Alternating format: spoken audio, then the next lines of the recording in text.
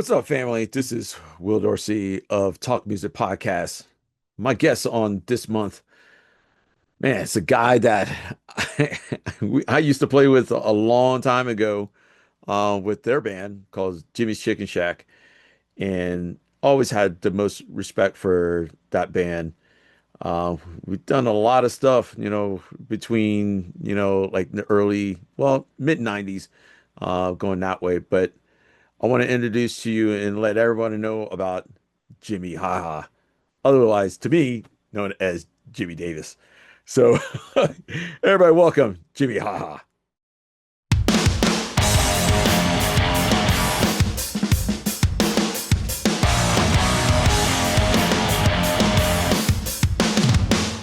Welcome to Talk Music with Will Dorsey Jr. Every month, Our host Will is going to interview musicians from around the world and talk everything music. Our listeners range from professionals to recreational musicians who want to learn more about the industry, their instruments, and the community of top musicians. So join us, subscribe, and keep up with Talk Music.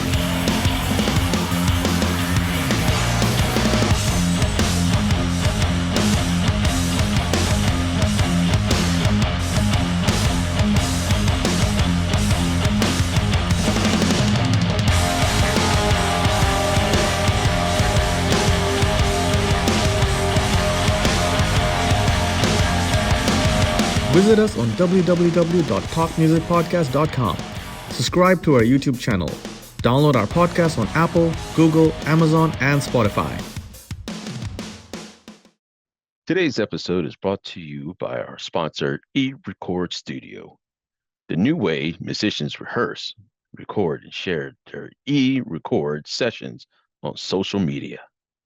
Visit ERS on eRecordStudio.com. Download this amazing app on Google and Apple Apps stores. Jimi Haha.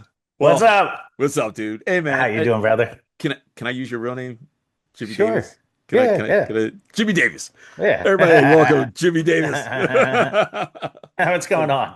Oh, not too much, man. I want to talk to you for a little bit, the history of Jimmie's Chicken Shack and whatnot. And yeah, I want to go back in like when I met you, I think the first time. I think we were somewhere in Baltimore somewhere, and I think Laughing Colors and Jimmie's Chicken Shack had a show together or something like that at some festival, and I think it was in Fells Point. I don't remember. It was like back in '96, or I don't How even, could we remember that? yeah, And but it was probably before. It was probably like 90, 94 or 95. Honestly, yeah, yeah. yeah. Man, can I talk about like when you first got with well, let's go back to this. Let's go to like, how did Jimmie's Chicken Shack even start? Well, so I was in a band in the 80s from like 87 to 91 called 10 Times Big. Oh yeah. And we played up and down the East Coast and we almost got a record deal with a kind of a not a major, but an indie with a deal through a major. And we're together for 5 years. But one of the early bands that we had played with was called Ghost of the Graveyard, and that was a few guys in that band that I remained friends with. And one was the guitar player Jim McDonough, or Jim Mm, McD, through the yeah. band, and so we started playing acoustic. And this was after 10 Times Big broke up, so sometime around 91 and 92 ish. We were just kind of throwing around acoustic songs, and we started doing some open mics, and then the second drummer for 10 Times Big was Jim Chaney, Oh, and so he had some congas, and we'd go down in Annapolis and play an open mic night, and just do a few songs, and and eventually Jim was like, dude, I know this bass player, and so that was Che, right. and he was like, we should get together with him at my mom's house, and she'll let us practice in the main room. And so sure enough, we would go over there, and I think we played we jammed on a like couple ideas, and I was like, dudes, yeah, we're gonna get signed to a record deal. And they all laughed at me. I'm like, no, I'm telling you, man, I was like, that it's something's going to happen here. It Right. was what was actually really funny about that practice was we were jamming on this one idea, and her drop ceiling, those ceilings that are kind of called drop ceilings. Oh yeah. The entire thing, we were playing so loud and so hard that the whole ceiling fell in, and all of us were standing there playing, just raging, and the roof caved in. So Wow. basically, the drop ceiling fell in. All the panels where we were standing popped up, and Right. then the rest of the ceiling was sitting at our chest level. So it was, we were like, what just happened? So the song that we were playing at the time, that jam we were playing, turned into the song called When the Roof Caves In, which is on Oh the man. first indie record. Dude, So that's cool, it man. was pretty funny. Yeah. So can I ask like how did the name Jimmie's Chicken Shack stuck? Oh yes. So it was funny. I guess when we were doing the acoustic trio, maybe still, Right. or maybe we had gotten a bass player at that point. The old bass player from 10 Times Big was named Lonnie Fisher. He opened up the club Sonar. He started Oh, all of the Ultra World raves in Baltimore back in the day. So, okay. and he had been reading Malcolm X's biography, and he's like, I want to start a band called the Lindy Hop. He's like, you guys should call your band Jimmie's Chicken Shack. And I'm like, what? And he's like, yeah, you should call your band Jimmie's Chicken Shack. And he told me what it was. He's like, oh yeah, Malcolm. Before he was Malcolm, he was called Red, and he was a drug dealer, and he would go to Jimmie's Chicken Shack, and he'd kind of, it was the hangout in Harlem. This like kind of music venue, cool place to hang, and so everybody would go to Jimmie's Chicken Shack, and it was spelled with two M's and a Y. Oh, Anyway, okay. Yeah. Charlie Parker worked in the kitchen, and like Red Fox worked in the kitchen, and so What? I heard about it, and I thought it was funny, and we always called, we call it chicken. So, and three of us were named Jimmy. It was me, Jim McDonough, and Jim Chaney. So Yeah. I was like, well, I was like, man, that name is definitely memorable. It has to do with music and cool culture, Yeah. and then I was like, and I was like, we just got to change the spelling so nobody thinks it's any one of us. And so we changed it to Mm, Jimmies, and that okay. way, because a couple guys are like, well, I spell my name like this now, and I'm like, no, you don't. And I was like, well, if it's Jimmies, Oh, nobody can take credit for it. So oh man. Man, I was gonna ask, like um, if it did come from the three Jimmies in the band, but I'm glad you told me that the behind story of that. oh That's yeah, that's I mean, it's a legitimate blues joint that, it's a cool place in Harlem, and and it was referenced in Malcolm X biography. Actually, J.J. Walker on Good Times worked at Jimmie's Chicken Shack. what? Yeah, Come on, it's man. awesome. Yeah. Dude, man. Was going like after that, how many years did it take to get to were you guys signed on A&R Records or No, so it was Rocket Records, which was a subsidiary of A&M Associated at first, and then I mean, within our first record, it was on three. It became Polygram, and then it became Universal, all within one record. It was crazy. I mean, this was oh, so, and it's also weird because it felt like it was forever, but it literally, we had been a band for 3 years and we got signed, all right. and it felt like an eternity at the time. We were all in our mid to late 20s, but Yeah. so it was Rocket Records was the label, and that was a subsidiary to, at first, A&M Associated, but this is kind of right where the industry really started having the first little quakes before it got decimated by like the introduction of Napster and all the streaming stuff, and Hmm. when really all these labels started to close, there was a Yeah. lot of mergers happening, a lot of things shifting. It's just like it's like it's that kind of percolation of troubled water before before Hmm. the storm, kind of a thing. Yeah. So we lived through three different labels just on two singles and our first record. So it was, and then the third late time, I mean the second record, God, that was, we were to another, we never had the same A&R guys Right. at the labels. I mean, we had our label, but it's got changed over so many times. That's amazing. We even got records put out, honestly. Oh, wow. Because Oh you know how wow. that world goes. I Yeah. mean, in the industry, it's like it doesn't matter how good your music is. You could just have signed to the wrong entity, and inevitably your record gets shelved, and nobody ever hears it. And it doesn't Mm, matter. Has nothing to do with the music. It just has to do with kind of where your ball drops in the ball of roulette. right. Put your Man. bets down and hope they call it on red or something. I don't know. Um, can I tell you my experience? Like, we played together, a long time in those 3 years before you guys got signed. But can I tell you my reaction when the first time I actually got to see the video? And I know it was at the 8x10. Oh yeah, yeah. And I wanted And to my go, backyard. oh, in your backyard, Yeah, really? that barn was in our backyard. Oh man, really? Dude, that's awesome. That That was a free site. um I just wanted to tell you, I think it was me and my brother, Derek, um, how excited that we were that we got to see one of our fellow, bands actually make it Right. during our time. Yeah. Especially, for High, man. It's like me and him just both were both quiet and just glued to watching MTV to make sure we saw your guys' video. And like I think the first time they showed it, man, I was just like, oh my gosh, man, they they did it, man. So proud of you guys. Like, doing it, like that. Especially with High and um, yeah, so proud. We both were proud. Oh, that's so cool. It You was a know, cool time, man. It was yeah, just there was so much good music, and the one thing I'll say about our music scene was there was so much camaraderie. It right, was like I always tell people that it was we were there's a lot of music scenes, a lot of cities where there's a big music scene and there's a lot of competition. And I felt like none of us were ever in competition. And it's because we were always kind of like the Bermuda Triangle of the industry. It's like, tours would pass DC and Baltimore, and hmm, obviously we were from Annapolis, but I always would say that was the Bermuda Triangle is Annapolis, Baltimore and DC because things would just skip over us.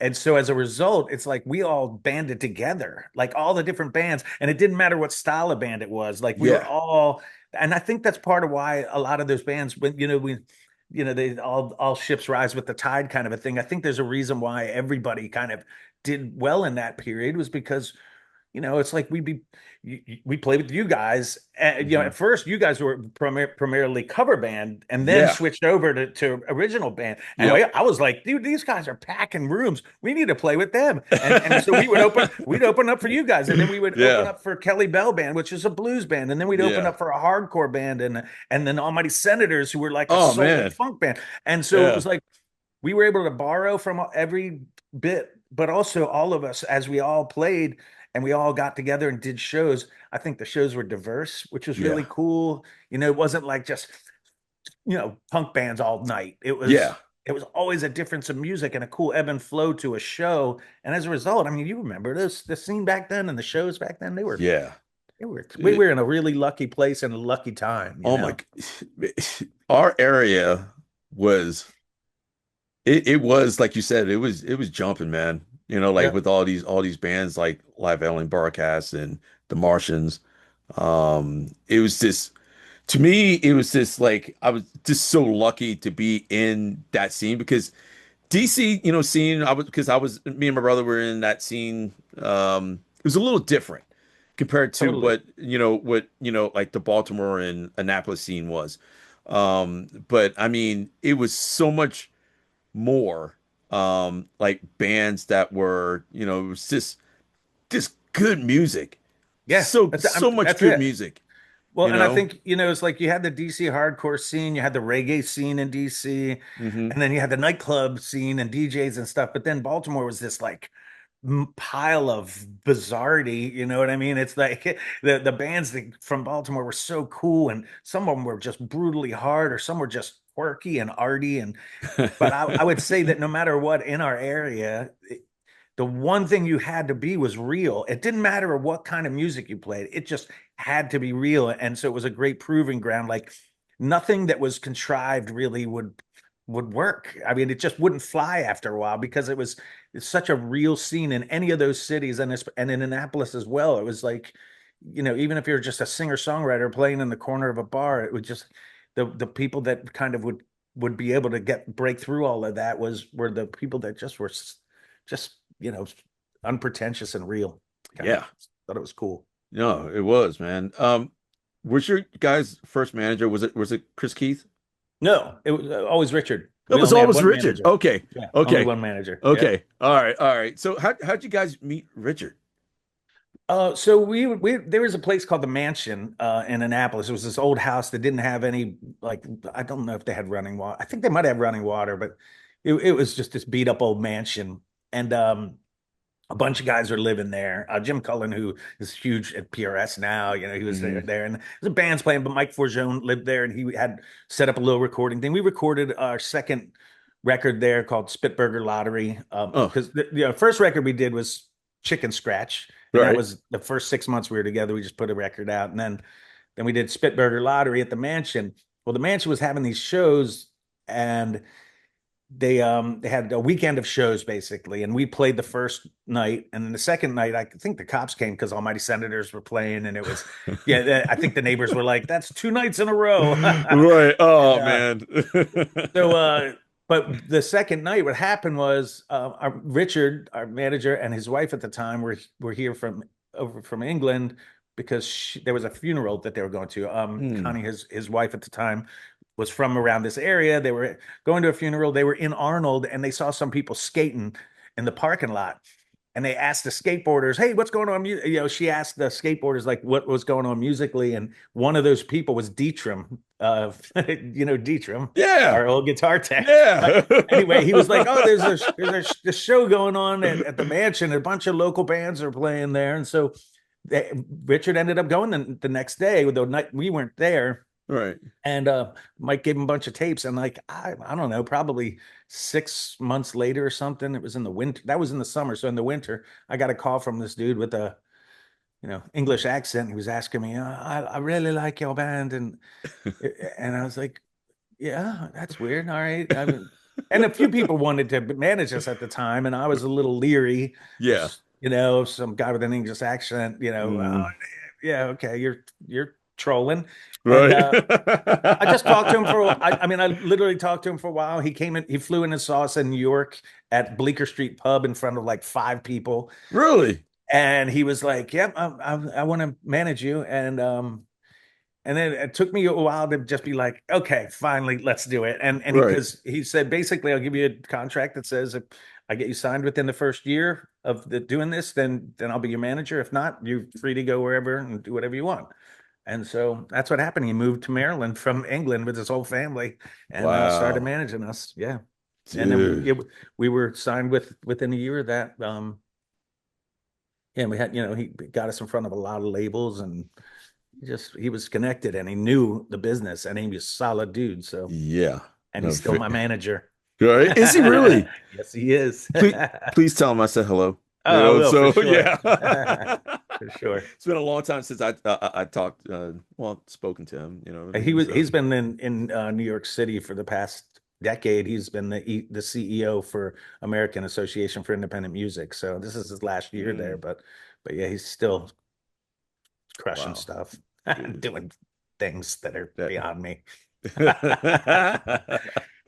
Man, let's can we jump to I guess after what's it, 2 for 1? Right.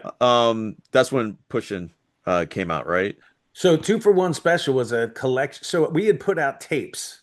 So we did Chicken Scratch was our first tape. Then we did Spitburger Lottery, and I was getting them done over at Lion and Fox Studios. They had that. I'll do all the reggae bands and stuff in DC, and they had a production place too. So we would get tapes done, and I'd be sticking the stickers on the tapes. I started Foul Records, the record label that we were on, and so I'd just sit in my house and do that, and we were going through thousands of tapes for shows. And so finally I was like, man, they have CDs. I was like, we don't have any money, but I'm gonna hustle with them and see what I can do. And I convinced them, hey, front us 1,000 CDs. We'll put both of our cassettes that we've sold, a couple thousand of each on this one CD, and I will pay you back, And the guy Right. was solid and did exactly that. He just, we made a CD, and that was 2-for-1 special. So it was the Right. first 2 records. We started it with the newest record, Spitburger Lottery, but yeah, and I mean, by the time we were signed, we had between that and our live CD, we had sold like 25,000 records, before we even signed the record deal. So it was pretty cool. It helped us out, it helped us Right. move away, Man, I don't know why I have this song in my head, like when we were playing together, and I don't know, this song, the way you guys wrote this song was Bliss. Oh yeah, I wrote that. Yeah. Awesome song. Oh, right on. Yeah, man. And like even the beginning of it, it's just some power behind it for me. Oh, nice. That's what I liked about the song. And I remember that, it's like I was telling my girlfriend at the time, I remember watching you guys before, like you guys got signed or whatever, and you guys played that song. I'm like, damn. It's funny because it became a thing like Freebird at all of our shows where people were like, play Bliss, and I'd be like, no, Right.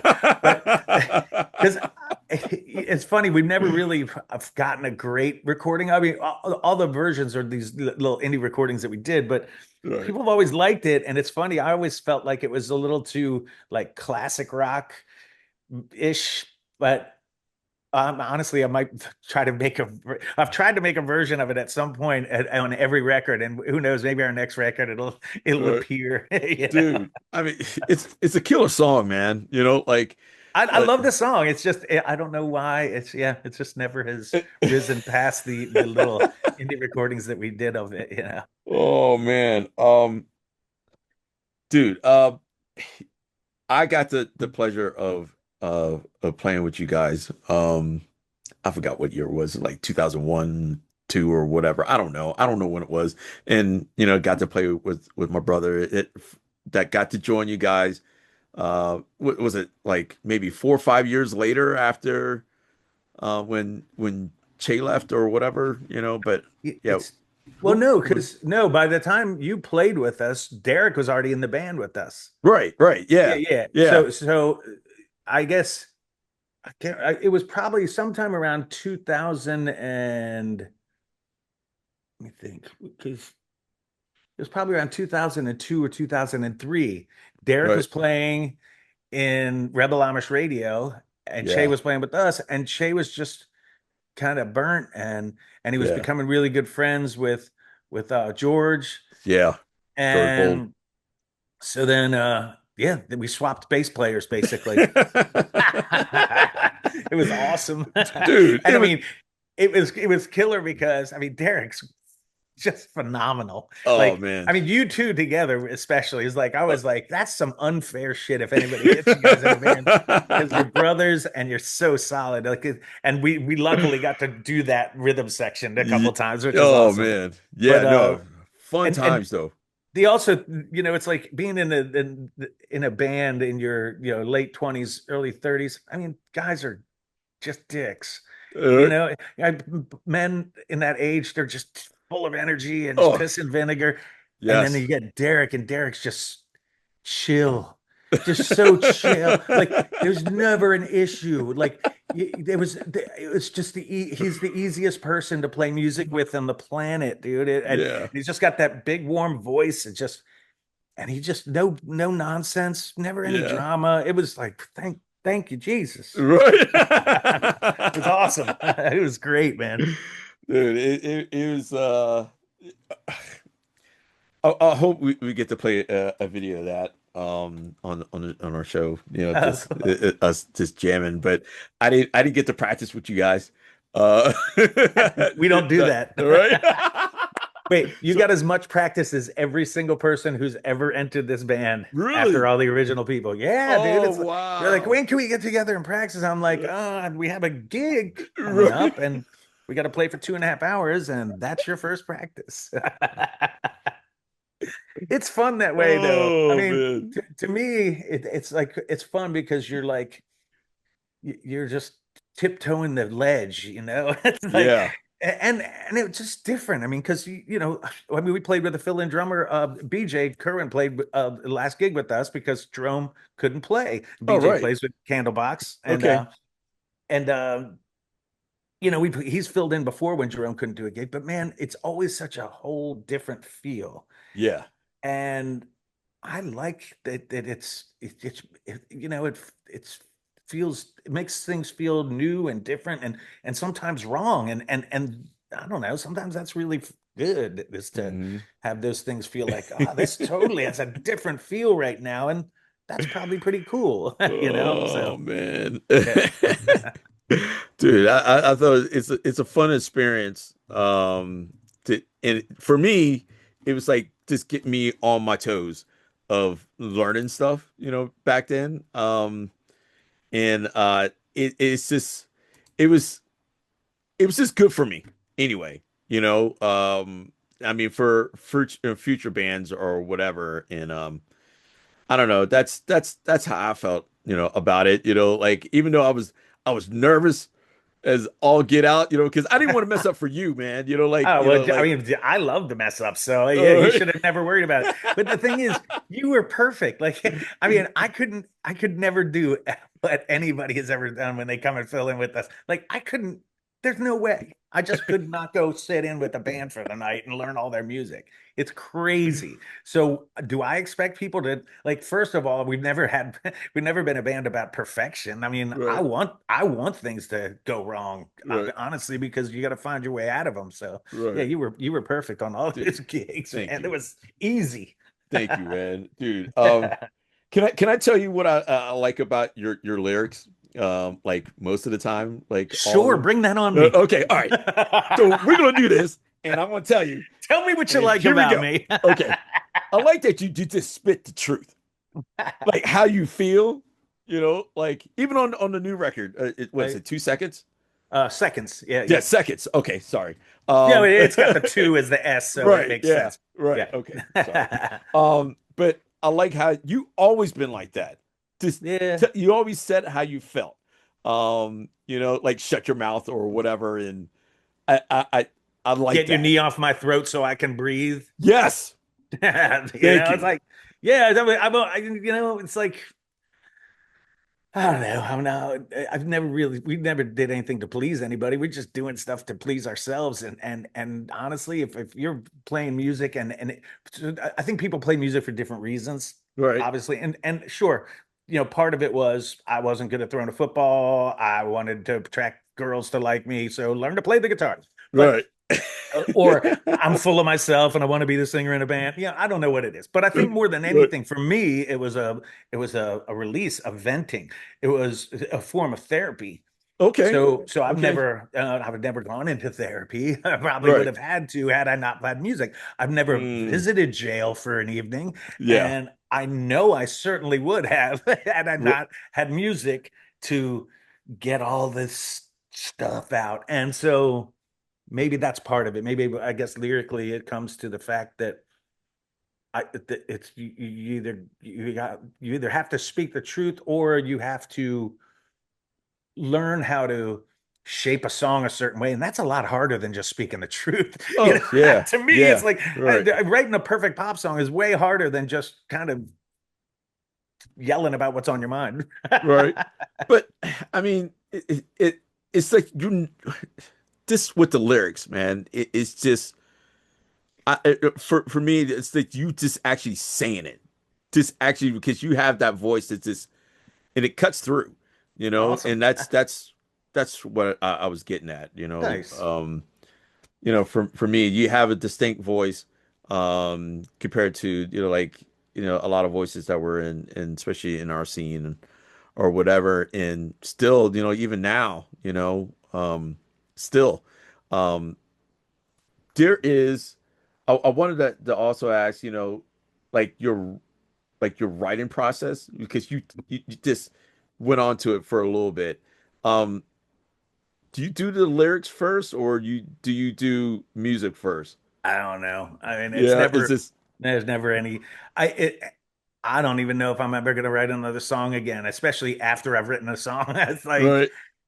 a lot. It depends. Sometimes it'll be, a riff, Yeah. and then I'll babble to it. Or sometimes I've written down entire lyrics to a song and then gone home and tried to shape music around it. But I love collaborating because that's a whole nother world where somebody's got an idea and you're like, oh, and you glom onto that Mm, and then expand upon it.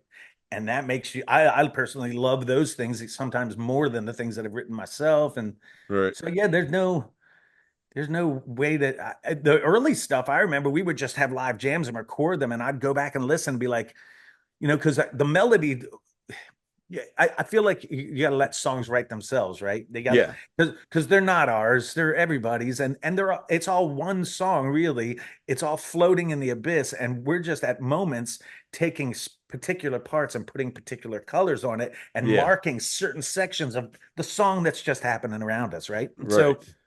So I would go back and listen. We'd be jamming, and I would just start babbling on the mic, but the melody would find its way. And so then I'd think to myself, well, if I work on this, I'm chiseling it down, I'm molding it, I'm changing the rawness of it. But if Hmm. I figure out what was happening initially, then maybe that'll I'll follow where it's trying to write itself and let it tell me where it wants to go. And so I would listen to it and be like, what does it sound like I'm saying? Right. and and then eventually it would reveal itself. So this babble would turn into things that I would have never written. And then then you just kind of could follow those things. So it's all different. It's sometimes there's an intention and sometimes there's just a flow, and you let it lead you, Right. and let it, because that's the fun part for me, is that not knowing. It's the mystery. It's like why I don't ever want to learn theory. It's because I know myself, and if I know something, I'm gonna get bored with it. If I Yeah. understood music that way, and it was that simple, that I go, oh, it's a B flat and suspended chord, and then I'm just gonna play these scales, and I would be bored shitless with that. So Yeah. literally, I look at this guitar and there's lines that go this way and lines that go that way, and it's an Yeah. enigma to me always. It's always a mystery. So when I do write something or play something, it's always a little weird and different, and people who know things will go, oh, that's weird. I figured it out this way. But you're doing it sounds different. And I'm like, I guess because Right. you know, I just let it be what it was. So Mm. it's funny. It's funny that 30 years later, I'll take a song that has all this kind of sounds all complicated and it's all this movement, and I'm Right. like, oh shit, that's CGE. That's all it is. It's just me just kind of loping around all this. All right. So, Dude. I don't know. So yeah, I have no idea how you write songs. Mm. Well, They that's write cool. themselves. I I just noticed that, your sound, it kind of reminds me of another band that I loved. Which was, when I joined Life in Colors, I was into way different music than they were, right? Right. And it just reminded me that it had this certain sound that Jimmy's had, and still have, was like Helmet or Quicksand. Oh, cool. I don't know, That's not Quicksand. bad. I don't know if you're like those bands or at Oh, all.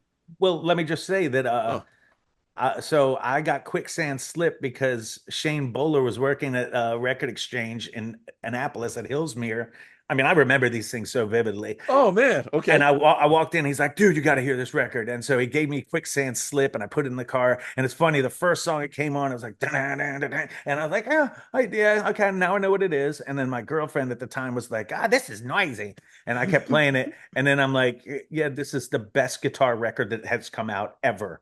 Like, it is the Mm. best record for guitar, cool riffs, and Oh, great lyrics. I mean, it is. And still to this day, it yeah. is easily one of my favorite records ever, front to back. And the funny part about it was I'd never looked at producers or any of this stuff at the time, Yeah. but I looked who produced the record, and his name was Steven Hagler. So I wrote him a letter and mailed it. I said, hi, we're in this band named Jimmy Chicken Shack. Would you make our record? Well, years later, when we got signed to a record label, I requested that he do our record, and so he recorded Pushing the Salmonella Envelope. And when we got to the studio, he's like, and he's got this South Carolina drawl. He's like, you sent me a letter. It's not that bad. My draws Right. but he's like, you sent me a letter and you didn't leave a phone number. Oh. So I typed out a letter, wrote a hand letter and say, hey, we want you to produce our record. He's like, but I didn't have a phone number. I was like, was there a return address? I was like, well, it only took a few years, but yeah. So yeah, I love Quicksand. That is a compliment beyond compliments. Dude, I love Quicksand, and Slip was my record as well. So good. Along for me, it was Helmet, Meantime. Yeah. And Helmet took them out and had Quicksand open for them, and I was like, that's ballsy. Yeah, it is. That's ballsy to let Quicksand open for you. Yeah. Yeah, it was great. Whoa. Yeah. Who'd you see them at? Oh, so I didn't see that tour. I saw yeah, it was I saw him at the original 930 Club. It was Helmet, Gorilla Biscuits. Ooh. Or no, maybe it was Quicksand. It was Quicksand, Civ, and Gorilla Biscuits. Yeah, it was ridiculous. Oh. Just ridiculous show. And that was for what was it, Decompression, their second record? Yeah. Yeah, that was that tour actually. So I didn't see them play with Helmet, unfortunately. I would have loved that. I mean, what a night of fun that would have been. Oh my God. Kicked in the head a couple times. Yeah. That would have been well worth it. Totally. There'd be scars. Me and my brother got to see Helmet at 930, the old 930, and there was barely anyone there. I couldn't believe it. Yeah. Like they killed it. I'm sorry. They just killed it. I'm sorry. And Quicksand's still crushing it. I mean, and yeah. Just I wish I would have seen the tour that they did where they did Slip full version of Slip, the 30-year anniversary. I wanted to go so bad, but yeah, they're still badass. Walter's a monster. I didn't know you were a fan of Quicksand, man. Oh my God, dude. I mean, Walter's lyrics too, his delivery. It's like I air guitar and drum through every song there. Yeah. Oh man, that's awesome, man. Yeah, the first time I really, I saw, we were in the Bayou, we played the Bayou, and they had that big screen that they would play videos on before you would play shows. Yeah. And then the Dine Alone video came on, and I was like, dude. The guitar kind of assault. It's like it was really cool how the guitars were tight as shit, but somehow they're rebellious as hell. Yeah. You know what I mean? And it's just yeah, there was such great aggression especially for a dude who grew up in suburbia. Right. Dude, man, that's sick, man. I didn't know, man. I'm sorry, man. Yeah. That's pretty cool that we're both fans of that band, and how can't you be, man? Yeah, So good. But man, you couldn't put like Jimmie's in a genre category, could you? It doesn't work, man. So it was funny because it's funny. So Richard, our manager, he coined the phrase "new romantic." So like in the new wave era and the new romantic music, which was like Aha and Spandau, because he was a producer at the time, and he coined that phrase. And he was like, "You got to coin a phrase." He's like, you've got grunge, and he's like, you got to figure out what you are, because you don't really have you guys don't have a sound. It's like your sound is a bunch of things. It's like there's beautiful things, and then there's really blistering hard things, and then there's really melodic things, and then there's funky and jammy things. And I was like, it's like a mutt, and so we called it mutt rock. Oh, okay. It really was a mutt, and I think part of that was that I certainly didn't. I don't think any of us had an intention to make a certain kind of music. Right. We all liked everything, and it was like, well, why can't you why do we have to be a punk band, or why do you have to be a funk band or a hardcore? Why can't you just be a band? And at the time, I'm sure there's a million bands that are like that, but that's the way we thought. We're like, well, I've got an acoustic song that's pretty, and yeah, Right. let's if it sounds good, let's play it. If it works, great. If we'll know after we played a few times in Right. front of people if they like it, great. So, yeah. Dude, so that explains like, bring your own stereo was And the a radio different, changing. yeah, and Yeah. that and all that explains that. Well, Um, yeah, okay, go ahead. Sorry. well, because the first record we had High, and so Right. it was everybody lumped us in with bands that were wearing Adidas and having hardcore hard driving stuff, Hmm. and then we'd be out and playing with them, and sure they'd like some of it, but some of it that'd be like a collective dog going. "Mm." Right. And I guess what I wanted to do was not be pigeonholed. It's not a great business decision in the music industry. Like we should have written 20 versions of High and made 3 records with all of them on it, and it would have been Hmm. great, and we would have platinum records, and not my goal. So in fact, I would rather confuse people. So it was like, okay, well, let's do all of these things and really show that we're not just a one-trick pony, that it's not one kind of a song. And so Do Right was a straight up kind of pop punk, not even Yeah. punk really. It's not punk at all. It's just Yeah. pop. And Yeah. then, but Lazy Boy Dash had this like swing to it. And Yep. then Face It was hard, and Pure was like So, dark metal. And then 30 Days was just pretty with a loop and a beautiful guitar. So ugh. it's like the whole idea was to just, I think if you let the things create themselves, the order of that record, just like the order of our newest record, and the way Mhm. those songs kind of flow into each other, Yeah.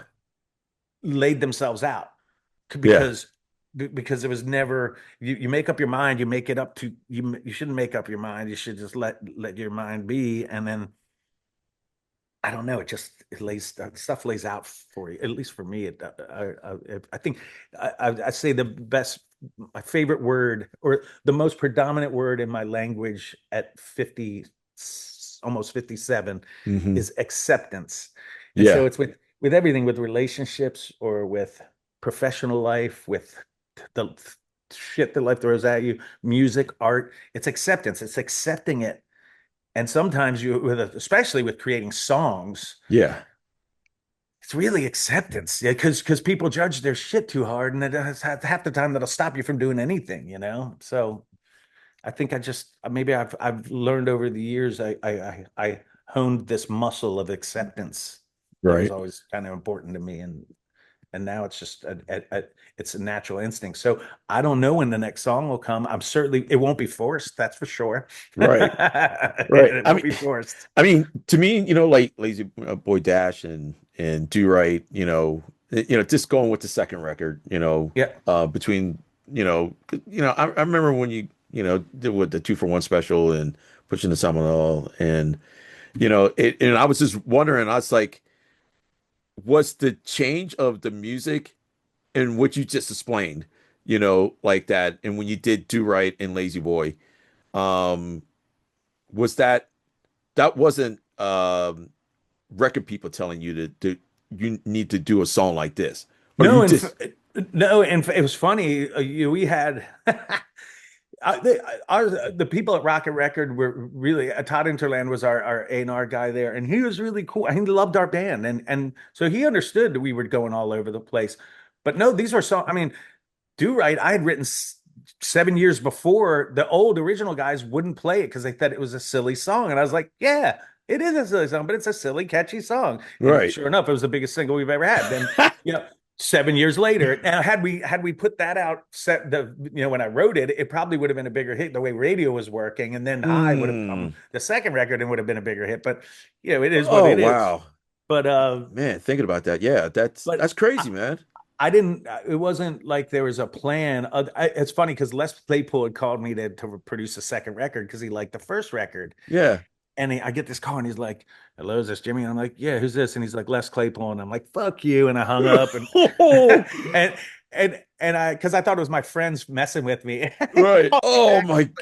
And it was really Really? less playful. And he was like, "Man, I apologize." And he laughed. And he said he loved our first record, and he heard we were doing another record. And I was like, honestly, I would love to work with you. I love your band, Yeah. everything about Primus. I love it. But Mm, I just don't think this record's for you. And he was like, I appreciate your honesty. And it wasn't the kind of record that would have been, it wasn't like the first record. And so right. I think what we really did was just let whatever came, let whatever we wrote, because there was new guys on the band too at that point. Mike Sipple was our drummer, and Yep. Double D was our guitar player. Yep. And so it was what I want people to have their space. I didn't want them to try to mock and be who was there before. I want them to be them. And so it Yeah. was like these are the songs that came out, and the ones that need to will rise and make their way there. So it's funny that the record label at one point were like, "You write weird songs." I was like, "No shit." You Right. signed our band. But they were like, you know, you don't have any, you don't write like A, B, C, you know, like verse, chorus, bridge, chorus, outro. You don't Yeah. have a song that does that. And I'm like, oh, I didn't even think about it, but Yeah. I guess you're right. Right. And so they were like, well, could you write one? And I was like, sure. Why not? I'll write Okay. one. So I got off the phone and I'm like, all right, I need a good hook. And I was wearing a shirt that I had made with the t-shirt company I was doing at the time with Leo from Shock Treatment. It was Oh, called okay. Wrong Rags. It's called Yeah. Wrong Rags. And we had made a shirt because Troy, the bartender at Acme, had said, tell your mom to stop calling me. And so I was like, and I made a shirt of it because I just thought it was so funny. And I was wearing the shirt. I'm like, well, there's my hook. So I got my hook. And then I've got to write, a verse, chorus, bridge. Well, all you need is that chorus. And so it's tell your mom to stop calling me. So I wrote the song Trash, and I handed it to the label thinking to myself, here's our piece of trash. Here's our pop piece of trash. Here it is for you. And they loved it. And Oh, it's a cool song. The funny yeah. thing was Elton John, because it was his record label, who's a Yeah. total audiophile. We found out later that was his favorite song on the record. Really? Oh, wow. I was like, it wasn't one of the deep ones that we loved and thought was Right. just the coolest piece of music. It was, Yeah. it was the piece of trash that I handed him, wrote in 15 minutes. Dude, thanks for explaining that, man. I was wondering where Trash came from. You know, Yeah. that was on Represent, or was that on Bring Your No, Own that was Stereo? on Bring Your Own Stereo. Yeah, Yeah. okay, okay, all right. I'm confusing. Sorry. And, yeah. Oh, go ahead. Go ahead. Well, Yeah. and Represent was the one that Derek was on. Right, Yeah. right. And that was with Aaron Lewis. We did that once. I wrote Yeah. I did a few co-writes on that record. That was we had finally gotten rid of being on our label, which was a whole nother fucking story of nightmare. Yeah. Well, if they would have dropped us, so they wanted us, they kept switching the A&R people, because at this point it was Island Def Jam. They had dropped Elton John. They had dropped his record label. They dropped everybody. Everybody in the industry got dropped. That's right. Hundreds I of forgot about bands, that. tons of labels were done. But they heard, when we were recording, they heard Do Right. And they were like, well, we'll keep this one band out of all this stuff. So that's why we got that record out, is because they heard Do Right unfinished, and they were like, this is a hit. And so then what happened? Oh, what we were talking about, so I didn't lose my draw here. We were talking about Bring Your Own Stereo. Just talking about Represent and the co-writes. Yeah. So what happened was, as the record was going on, we were telling them, you got to put out Lazy Boy Dash. It's huge live, and they were just crossing Do Right over into pop radio, and then Harvey Danger came out with Flagpole Sitter, and they took all of our money and threw it at Flagpole Sitter. I'm like, look, this is a great song, but it's not a deep band. It's like, it's a record. It's one record, and they might get a second record, but we got a history, and you're taking all of our promotion away. So at that time, the head of the label, I'm not going to name the head of the label at that time, but he sat there with feet up on his desk and was like, well, if you want to be gone, just say the word. And I looked at him and I said, the word. And he didn't like that. It come to find out that men who have $50 million parachute clause in their contract with the label. So that means if they run the label into ground, which he did, Oh, he'd still get $50 million. But they don't like broke musicians going, yeah, we don't want to be in bed with you anymore. So yeah. instead of, they could have dropped us in a weekend, which they did all the time. You were just dropped, you could go get a deal. They dragged it on for 3 years so we couldn't get another record deal Oh because my God. why not screw with broke people? So but Come eventually on. we got with Koch Records, and that's when I was like, you know what, I want to do a little more of this kind of showing all the different faces. And so that's why the album cover has a, what mood is that you wear Oh, this time? It's about that mood changing. It's like, okay, I've got this here and this here, and I'll put on a different face. And so then it was like, well, all these people that we'd played with over the years and become friends with, I'll do some co-writes. So it was John from RC Playground, who I'd known for years, mm, Art from Everclear, okay. Butch Walker, who I didn't know but came up and wrote a tune with him, and it was a blast. Which song was And that with Butch Get Walker? Over It.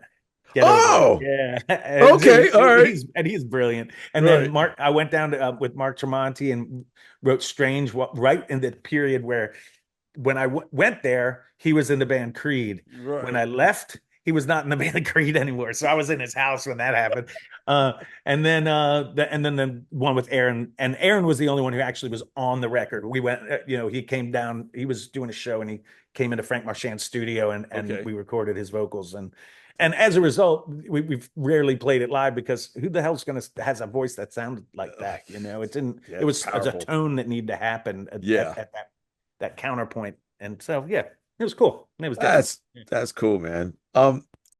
Today's episode is brought to you by our sponsor, eRecordStudio, the new way musicians rehearse, record, and share their e-record sessions on social media. Visit ERS on eRecordStudio.com. Download this amazing app on Google and Apple Apps stores. Can I go back to Bring Your Own Stereo? I Oh forgot to yeah. mention a question about who played percussion on the first song on Bring Your Own Stereo? Spiraling. Wow. You know, I'm guessing maybe Sipple. There was percussion on there. Yeah, I mean, Yeah, probably Sipple. yeah, The only person who came in, I think, played unless it was um Stefan, one of the guys. There's a couple guys in the studio that hung out at First Street recording with Jim Wirt, right. and they did loops and stuff like that. And sometimes Jim would play something. And he recorded our last record, or the Seconds record too. But Okay, okay. he had recorded Science by Incubus, and so the only time we had somebody really come in and play a different percussion was Brandon Boyd brought a djembe and played, but that was on Slow Change, which never made it on the proper record. We did a Dude, EP from that. that's another sick song. Well, the record was supposed to be called Slow Change, and I painted that album cover, and it was this is where the label. I feel like maybe unfortunate. It's not that unfortunate. It's just the way things worked out. They didn't Right. want it on the record. It was too long of a song, and so there was that. There was Smiling, which was another acoustic song, and they didn't get on the record. So I was like, all right, here's the deal. Right. We'll not do this on the record. Because there was already 13 songs on it or 12 songs. So it's Yeah. like, all right, fine. But I want to at least be able to put an EP out. So that's why we change it to Bring Your Own Stereo. All the radio stations changing between the songs. And then I said, we have to put out a Slow Change EP, put these songs that didn't make it on the record. And Yeah. then when people get the record, people buy the record wherever they're buying it, there'll be a card, they can mail it in and get this EP. And so that was that was supposed to be the name of the record. Who And I wrote wonder if it would have been different, with a different album cover. I mean, all those right. things matter, who knows? It could have had a whole different life, but Who wrote Slow Change? I did. Yeah. You did. Yeah. Man, another killer song, man. That Keep bringing it. Keep dude. going. Bring it. I loved it when you guys played it live. It was just that was a sick song, man. I loved it. And we started to play it more recently, and then right. I still, it's one of my favorite things that I've let write itself. Dude. Yeah, very, very cool song, man. Awesome. Uh, man, I just oh, that was okay. and I know this is a little different right here. I don't know if this is going to make it on the show or not, but the change of the members of Represent and with Kevin Murphy on playing drums Oh because I yeah. I know there was I saw him on your show. I watched your whole all right. podcast. Oh hell yeah. Had to. Thank you. Great job that he did on there. And I just because I heard some other demo stuff, that you guys did, Yeah. which I guess the world won't hear. But I might put him out there, honestly. Yeah, but I think I really? might. Yeah, I think I went. I came up with something. Uh, I can't remember. It's some stupid name. You couldn't cut it or something. I don't know. But but Oh, I might put out a release of all of the demos over the years with different players on them because I mean everybody who's ever been in the band has been great oh my and gosh. great in a different way and Yeah. have a totally different feel. Like all the drummers have been phenomenal drummers. Yep. All of them completely different feel, Yeah. completely. And so Yeah. it's such a drastic change to a band, a drummer. I mean, Yeah. probably more than anything, other than maybe the singer, Yep. which should never happen. Right. But but it was interesting because we had this feel with Jim Chaney, there was a certain feel to it. With Sipple, it was a certain feel, and then Kevin came in and was just a monster. Monster. Yeah. And I mean, he was living in Charlottesville, so it was like basically he was just meeting us and playing shows, and it was for quite a few years. Damn. And but when we did the record, we were demoing stuff, and I don't know, it just he came in and did it in like a couple hours, the whole record. Right. The, Oh, oh, whole. the whole record. It was stupid. It was just like he came in and just went, and he hadn't even heard some of the songs and just crushed it. Oh, And yeah, it was pretty wild. And then by the time that record came out, his picture's not in the record because he was like, "Hey man, I'm gonna move to Nashville. You're playing country." He's like, "Yeah, I'm from Charlottesville. And it seems like things are moving this way, and I'm just gonna go try my luck down here and just do some, oh, that's cool." And so we got Jerome to play, and so yeah. we put Jerome's picture of the record, but Jerome's not playing on the record because it was like, well, we're gonna have all this promo shit going on, and Right. and now Kevin's playing stadiums You're right. for a hobby. Right. For a hobby. Yeah. Oh man. Oh man. I saw your interview with Kurt McEwen. That was Oh, yeah, that was a long time ago. oh, was it? Okay. Yeah, it was a I've done long a few with him. yeah, I know you did a few with him and Yeah. like I thought that was killer. I think it was like a couple years back or something I think Seconds just came out. Oh, okay. Yeah. Yeah, so it was more, recent, interview. And thank you so much for sending me the record for Oh, right Seconds. on. Dude, I appreciate it. It just reminded me of, like old vibes of, you know, the old Jimmieschickenshack. And I was just happy to hear that record, man. That guys did a killer job on that whole thing, Awesome. man. It was Um, fun. who It was was who most was fun. involved with that record? So at the time, we had just gone through COVID, but Jerome had a studio in Baltimore. And I had a new hunger to create music. We hadn't done a record in over a decade, and just didn't have anything to. I mean, it wasn't like I didn't make a record. I made a solo record called "Mend the Hollow" with Jim Wirt. He produced it. Went up to Cleveland, so Okay. he did Bring Your Own Stereo. I loved working with him so much. I went up to do an acoustic record, and it came out with "Mend the Hollow," and it's like full band stuff. Half of it Jar Flies, that my other band, playing live for 5 songs, and the other half I got a couple guys that I'd never played with before to Right. just come up and play. And it was Dominic Fragment on drums, and then Ginger Wolf on steel lap, Oh, guitar, and then Jim Wirt played bass on it. But I like half of that record is literally these guys not even really, us never had played together, and so it was fun. Anyway, dude. with Seconds, I was like, I want to make I told Jim, I was like, man, I want to make another Jimmieschickenshack record, I think. And I think we've got some really cool songs. And so at the time, Island Styles was our guitar player who is Mm, now plays with Candlebox as yeah. well. Yep. And Jerome and Christian, who've been Yeah. in the band for years. And we started to get together and we worked on songs. I mean, the first song on the record, Seconds, was a true collaboration. And that's, I think, why it has that old Chicken Shack vibe. We got together, we were in a room, we were pulling parts together. As different people had different parts and different ideas. And by the time we were done, it was this really cool song. Yeah.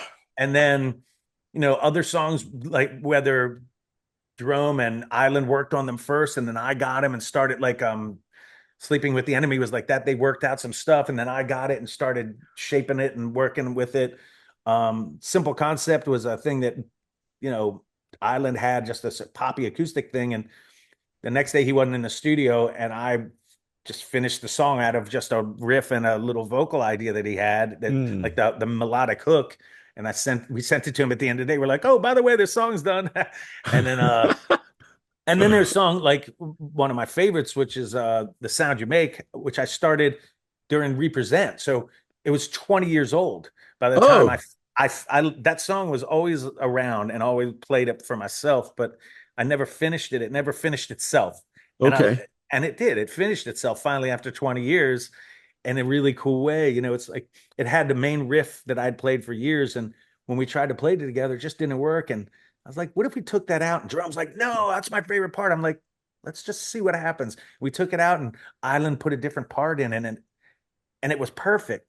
It was just like, Mm. again, it's a point of letting something be what it really needs to be and not trying to force it to be something. And I kept this riff the whole time that really was just standing in the way for 20 years. It was standing in the way of this song. Wow. And then a couple of my favorite parts are I'd written the song Sunsets for Sale, which is more like a Jar Flies kind of a, jammy, groovy song.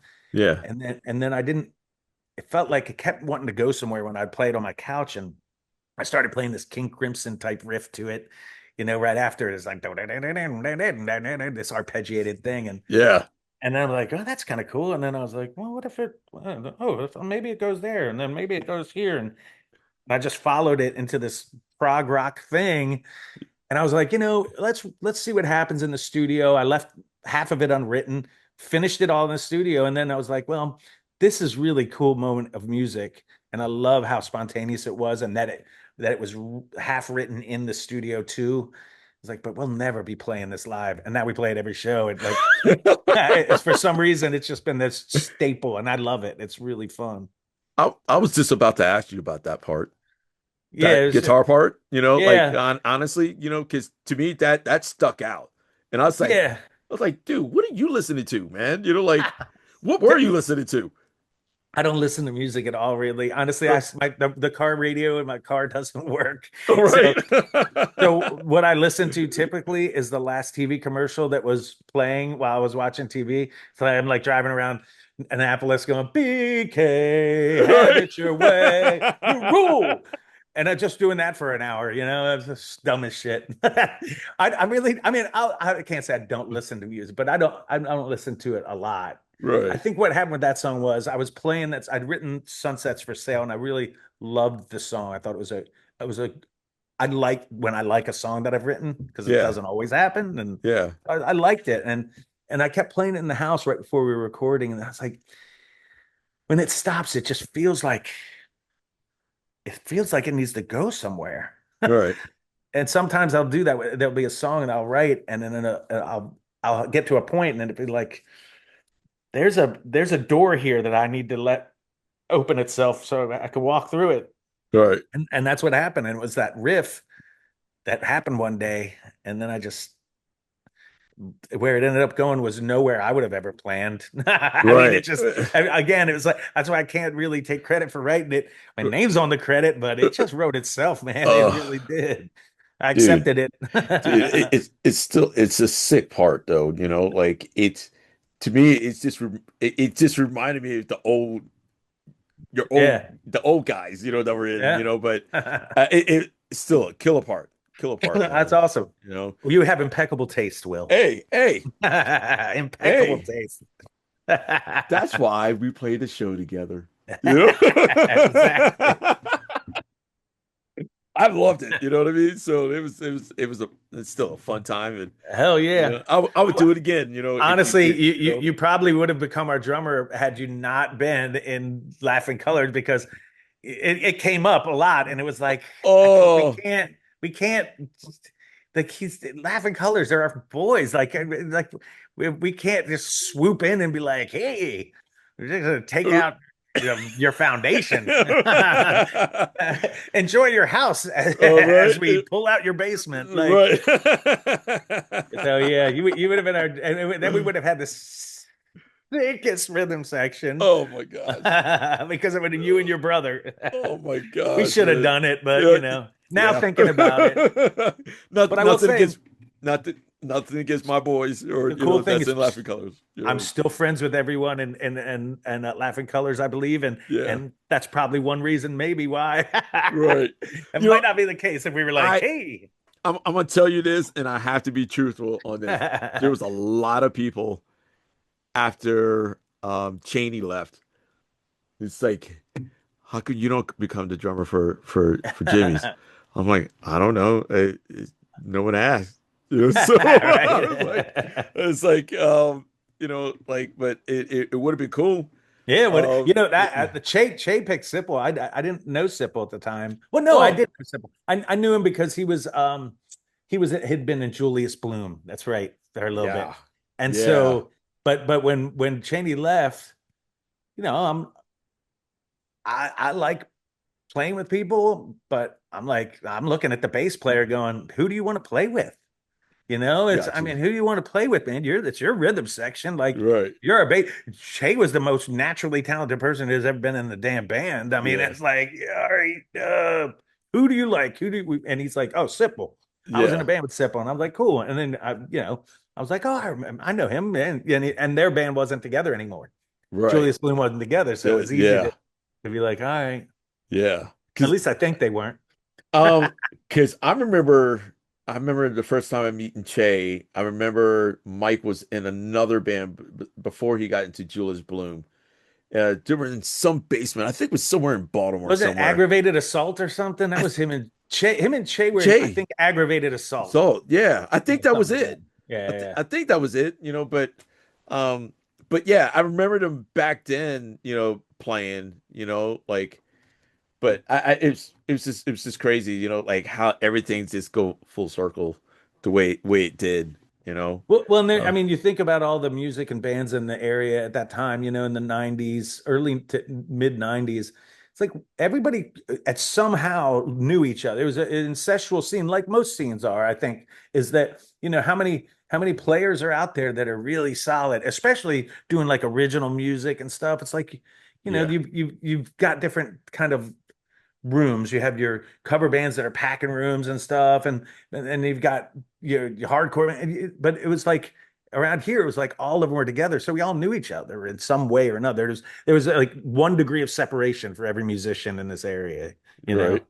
So I think that's kind of how all that worked out. It was Right. like powers passed to those near it. That's Right. really it. It's like, hey, oh, there you are. Hey, you're right here. Come on over. Oh man. Oh man. Because I remember also, like during the time, I know there was other drummers or whatever, and I don't know why I keep on missing drummers, but No White. Oh yeah. Yeah, played a few shows with you guys He's too. Jarfly's drummer too. So But Underfoot, yeah. that's right. Underfoot, man. Underfoot. Man, what a killer band. Yeah, Brian Wagner, Sting to be a Yeah, Genie, and No Way. Yeah, they're great. That was one of dude. my favorite bands ever. Yeah, killer band. Fantastic. Um, Man, there was a I was gonna ask you again, are you ever planning on bringing back Jarflies? I mean, we've never gone away. It's just we just don't play a lot. It's been a little while since we played, but I'm never thinking that it would not happen again. It's just I haven't actively gone to book a show. I think we played last year, a couple times maybe. So Right. yeah, I mean, Yeah. I don't see a reason to end any band. Like, everybody thought Jimmieschickenshack stopped at one point. I was like, we never stopped playing shows. We Right. we stopped putting out records because Records. we just weren't writing stuff. but we were out still playing a lot. I think Jarflies, I don't know why, that we might not ever make a rec. We made one record Right. and half of the Mendahala record, but yeah, why never play again? I don't know. Well, I'm That, sure we will. And now that's, Brian Ewald from Jarflies is now with Chicken Shack. and that's what I was just about to ask. Yeah. That dude's a guitar Dude, monster. it's okay. That dude is a monster on guitar, man. Well, so we went from Double D yeah, to Casey, and yeah, Casey was great. And then yeah. and that was a cool era. And then when Casey rolled out, Matt Jones joined the band. Oh, yeah. And then when Matt went to Cowboy Mouth, Island Styles joined the band. And then it's just like, and each one of them, it was like I literally didn't have a guitar player for about an hour. And then somebody would get on the phone, and then I'd have a guitar player. Oh, right. Oh, wow. And their first practice would be whatever next show we had. And so, then Island, after we did the record, and he was moving out to California for a few months to score a film, and then he was doing a long the long goodbye tour for Candlebox. Right. And I was thinking to myself, he's never coming back. Oh, right. He's never coming back. And 2 or 3 years later, the long goodbye tour is still waving. Oh, wow. Really? So they're still, Candlebox is still playing because they're having a blast. Right. And that's, he got, Island ended up getting BJ in the band. So, and they were both played in the Nicky Barr band. So, okay. So then, so at that point, before Island left, we when we did the new record, we were like, we could probably use another guitar player for some of these songs live. And I knew Matt was not with Cowboy Mouth anymore, or not wanting. He wanted to kind of transition in it, and he was like, "Can I play with you guys a little?" And I'm like, "Of course." So he started playing with us again, and we would be a 5-piece. I called the Guitar Me, and so 3 guitars, on stage, but it's a blast. And then if Island or Matt couldn't be there, it's a 4-piece again. Well, when Island rolled out, it was like I always was leery of asking Brian just because he's got so many gigs and he's so good. Yeah. And I mean, he played with me at Jarflies for 20 years, so I don't know why I was like apprehensive, but I was finally like, would you think you'd play with all little us? And he would play a few shows, and then eventually I was like, can you just be in our band? Right. And it's so cool. It's so good. It's ridiculous. Yeah. It's and what's fun is it's so fun every time. It's like, and I think that's part of Jarfly. I mean, so Jarflies, when we started, we never practiced once. Really? Never, ever, ever got together in a room and practiced. Holy Larry crap. Melton on bass, Yeah. Noel White on drums, and Brian on guitar, and then John Gillespie played keyboards for a while, from Blue Miracle and Senators, and then Junior Bryce played sax. But no, never once had we got together and practice. We were literally they'd show up, we'd play every Tuesday at Armadillos, but I'd have new songs. I'd kind of half play it at when we were setting up, and they'd like, oh, okay, yeah, whatever. Right. I mean, they're also good that you just start playing and they're gonna play. So the fun of that, I always liked about Chicken Shack too, is having that freedom to not be, this is the song and that's it. Yeah. But now it's even got more to that kind of level on certain parts, and it's fun. It's just fun. I looked for a video with Brian, and I was just like, man, you guys just sound killer. Yeah, it's killer. It's so easy, dude. I could sit there and pick my nose, and it's gonna sound good. I'm gonna pick both of my nostrils and be like, look, Mom, no hands. Right. Yeah, it's probably better when I go sit down and just sit back and listen. It's like those are that's probably where we sound the best, is where I'm sitting by the drums and just like going, right. Here's my part. Nice, man. Nice, man. You ever considered doing anything else besides being a singer and playing guitar in a band? Yeah, I mean, all the time I try to figure out what I'm going to do when I grow up, but have not grown up yet. And I mean, I Right. still paint pictures. I still sell paintings. So That's right. I forgot yeah, about your art. so I still sell paintings, and then I do Upstart Annapolis magazine. So I'm the publisher and creative director of that, and that's been going for 11 years. So I don't, I did, I don't. My plan B are the worst plan Bs ever.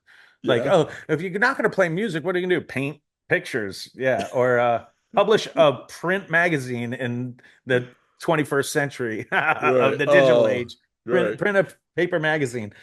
But I don't know. I'd like to figure out a way to, make a lot of money. That'd be cool, but it's Right. never been a goal. And, and and even if it is a goal now, I don't know if I have the personality. I mean, I'm for over 30 some years, I've just been kind of doing what I want to do Yeah. and somehow skating along and making it work. And Yeah. so yeah, I don't know. What if something reveals itself to me? Right. I'll see if I accept it. Oh, I just remember popped it back in my head. Earlier when you said that you guys were still playing live and you guys haven't put out a record. Of course, like some people asked me to want me to ask you, so what happened in the 14 years between albums? I'm like, So, I mean, well, we were still playing. I put out Men the Hollow record. all right, I did a bunch of kind of stream of consciousness recordings that was under the name Irresistible Smell of Decay, which mm, is really actually, it's funny.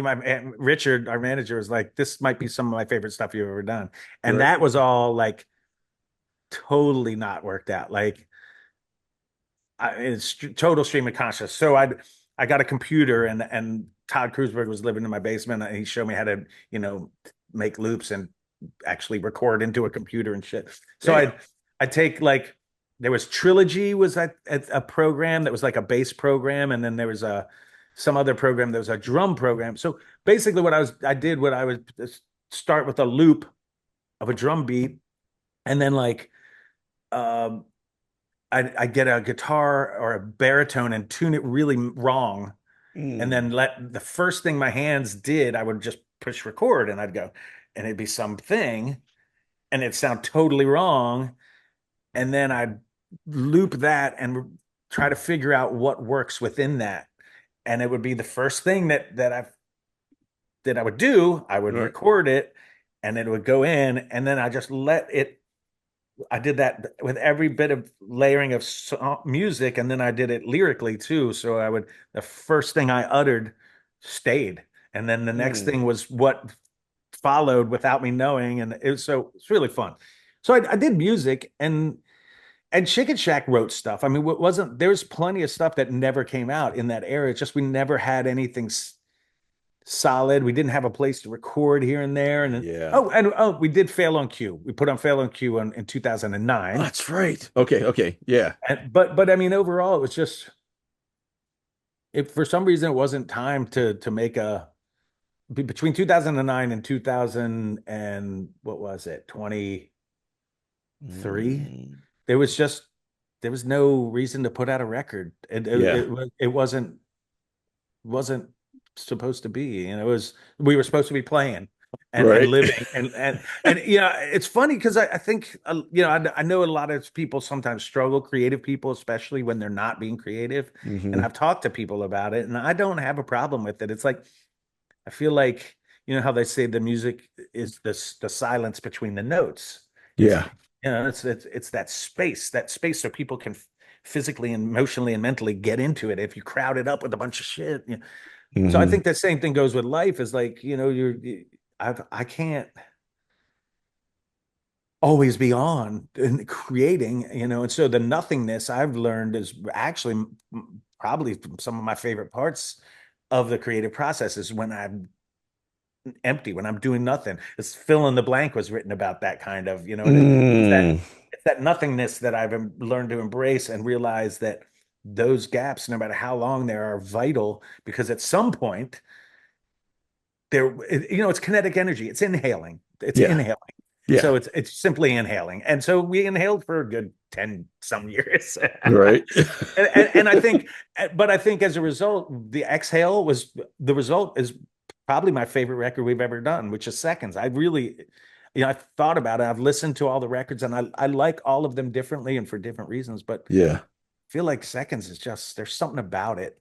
Yeah. There's a depth to it, and there's something about I don't know. There's yeah. So it might not be anybody's favorite. It might be everybody's least favorite. But Right. for me, and it's not because it's the newest, Right. because that doesn't always happen either. Newest thing isn't always their favorite. Yeah. That's But true. That's yeah. true. What's your favorite song to play live for yourself, personal reasons? Yeah, I don't know. I mean, I mean, like it's the whole catalog that you have with Jimmy's. yeah. That's got to be hard. It changes per day, like per show. But I mean, so Sunsets for Sale and Retrieving Stars, I really love playing, and that Mm. part of it is because maybe there's moments, especially at the end, when if we stop and somebody goes, holy shit. You hear somebody in the crowd, just All right. go, what the fuck was that?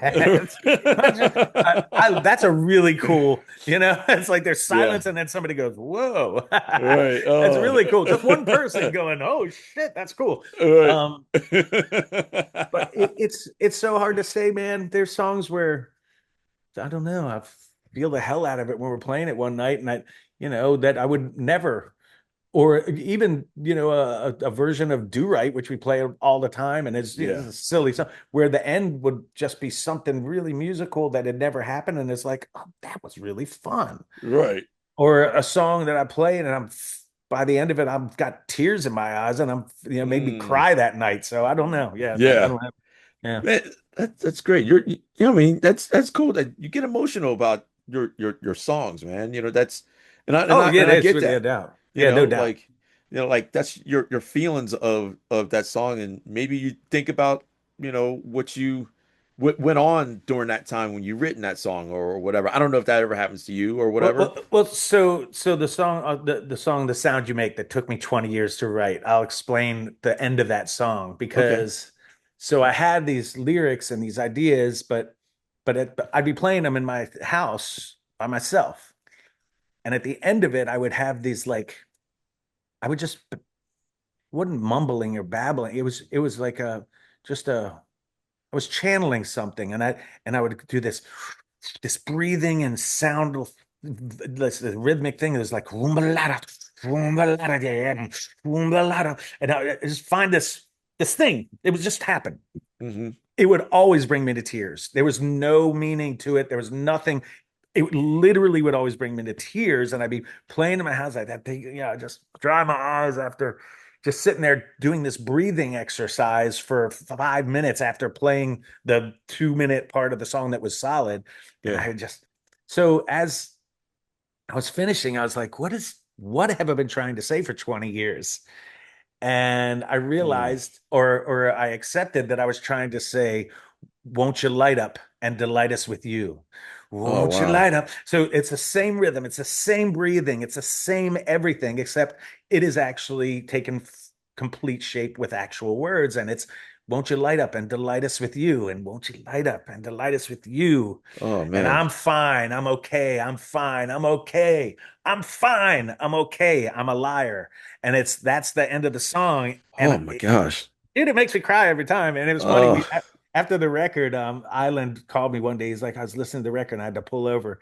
He's like, and I found myself in tears at the end of that song. And I was like, oh, you finally got it. It hit you.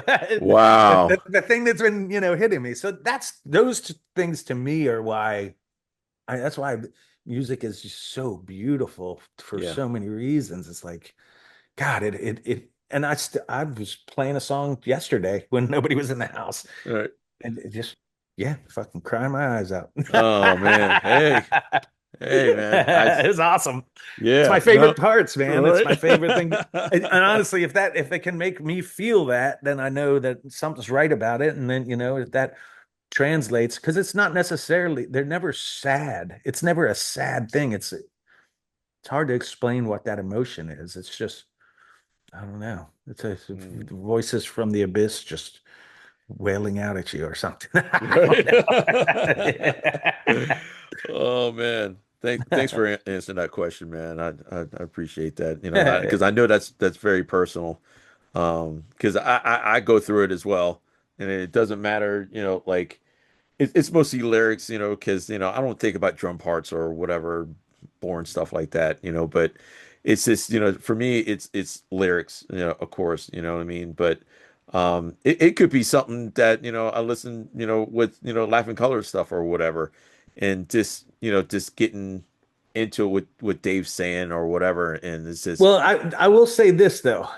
You can have the most heartfelt and emotional lyric, but if there's not room in all that music to lay that bed down for someone to lay in that pillow and cry their face off on. yeah, So the drum part, though you might not be thinking about the drum parts, what yeah, happens with you and musicians that are as in tune as you are, I've noticed over the years, is you already get the acceptance thing. You don't have to explain that to yourself. You don't have to go, oh, a good pocket, a good drum beat for any song is not the beat that I'm thinking about playing. It's the beat that it's telling me to play. hmm So you already do it. It's just a natural thing. So it's your acceptance that makes that song have the ability to impact somebody in such a way. It's yeah, so important. It's the most important thing because a drummer can beat the life out of a beautiful thing. They right, can ruin. I mean, you think about all the songs that you love, man. It's those emotional songs. It's rhythm. That's because that's speaking to your pulse. That's yeah, speaking directly to the heartbeat. yeah, So it's way important, man. I think it's one of, if not the most important thing. I mean, man, the rest, because you can, it's translating that pulse that gets people. And you can paint that with any amount of words. You can be true. silly as shit and make people laugh. You can, but it's yeah, it's all my favorite musicians started out as Matt Mahaffey from Self. Okay. Oh, yeah, I forgot about that band. Well, all my favorite musicians, typically the ones that I respect the most, that like blow me away, they were drummers first. They're drummers and then they play every instrument and I hate them. I didn't know he was a drummer.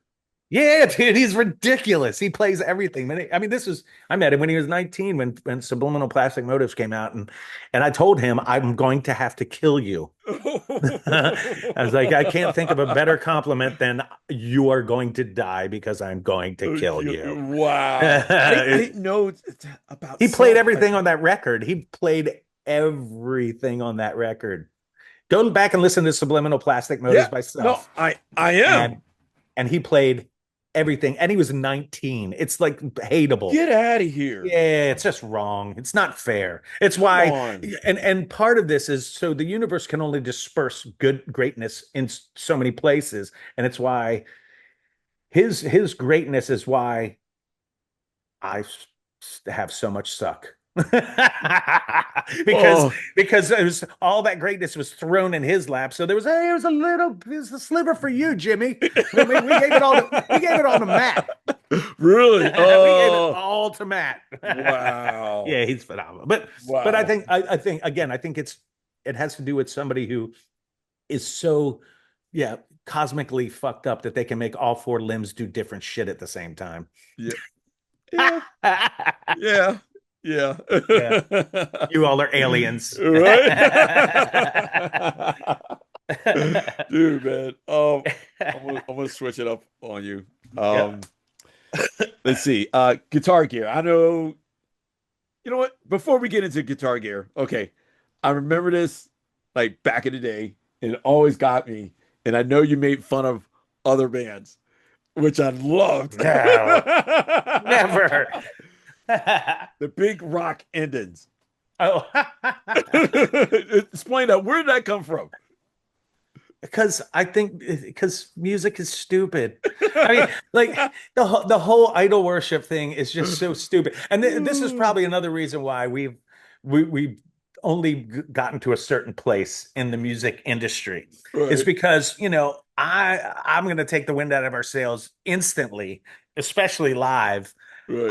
I think that the whole that veil of seriousness is just so stupid. I mean, it's Yeah, partly why am dubbed Jimmy Haha because it's a joke, and so I get right, to sign autographs. Haha. I mean, right. I sign all my paintings. Haha. It's like, Why is this perpetuation of my name and ego important? It's not. It's pathetic. It's stupid. So Right.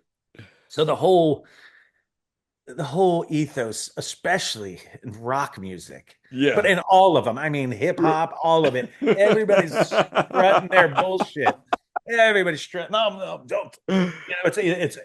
To me, it's all so like funny. It's just Right. funny. So, and I'm not like disparaging anyone. I'm just Right. taking the piss out of it, Right. because I can't seriously go on stage like, well, I don't know if you ever remember our banner. Did you ever remember our banner? So we had Uh, we were on tour with Live and Luscious Jackson, okay. or maybe it was 311. It was somebody. Oh, maybe Okay. it was 311. But they were like, do you need us to fly your banner? Because we're playing these huge arenas, Oh, and I so remember they're now. I yeah. remember now. Yes. So Okay. like, you want to fly your banner? I'm like, I have a fucking banner. And I was like, all right, no, we do want to fly our banner. Give me a minute. Right. And so I went and I was like, I need some cardboard. And there was a kick drum head box, the Right. box that holds a kick drum head. Right. So I wrote Jimmie's Chicken Shack with black and red marker. And I brought it to him. Maybe it was Everclear. I think it might have been Everclear tour. I don't remember. But basically, Right. I was like, here, fly this. And of course, the production guys look at me and like, you're such a fucking idiot. And I'm like, so they flew it. And that was our banner. And it was really funny because it looked like a postage stamp Right. on a massive stage. It was a postage stamp that said Jimmie's Chicken Shack.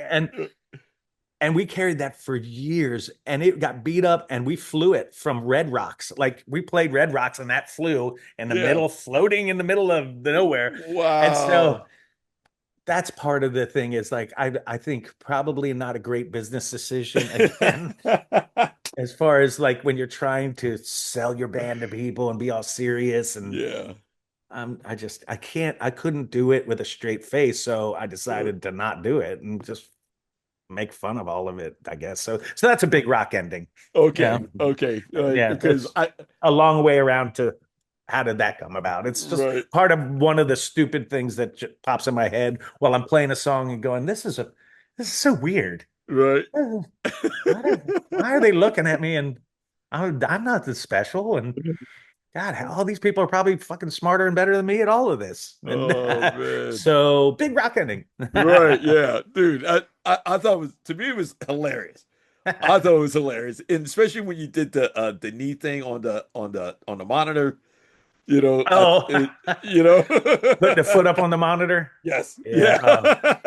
That is so mid 2000s. Oh my God, the amount of people that put the foot up and Right. get the fucking serious rock look, because this chord is hurting me. It's like no, I love guitar faces too, man. The solo faces, like you can't bend a note without going. You're Like, right. yeah, you just play and you leave your face alone.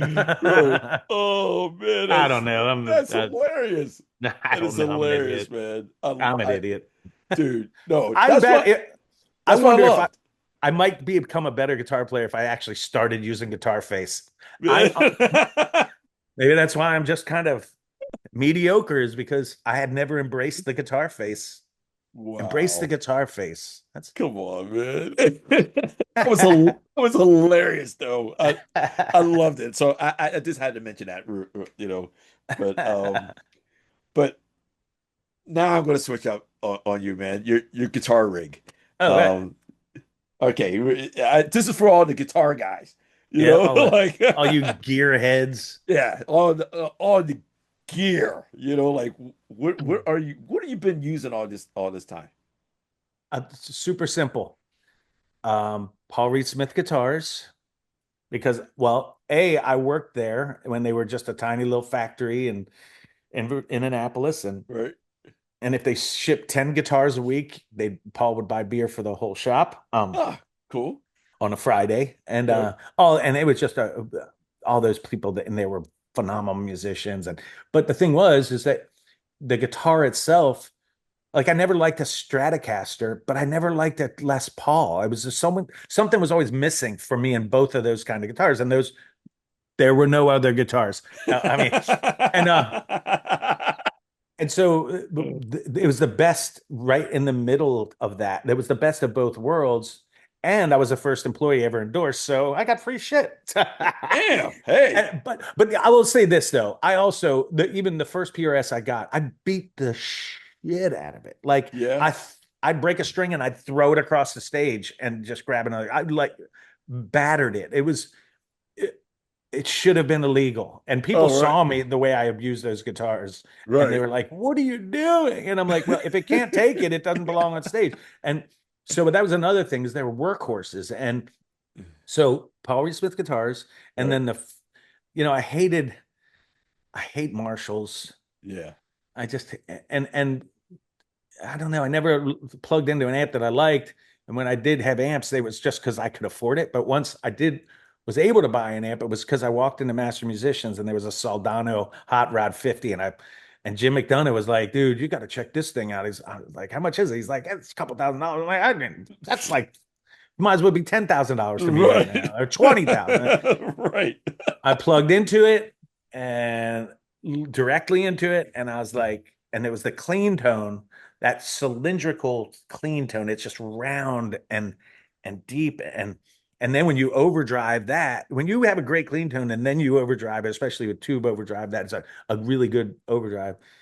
It was great. And so that was it. It was Soldano. I've been playing Soldano since then. And I literally, up until about a couple of years ago, the only effects I use are a digital delay and a super phaser, and that's it, and a tuner.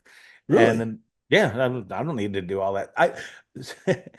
I realized when I did try to mess with effects, I was like, I'm not that guy. Right. And I love playing rhythm. I play solos, but not really fast. I'm not a fast guitar player.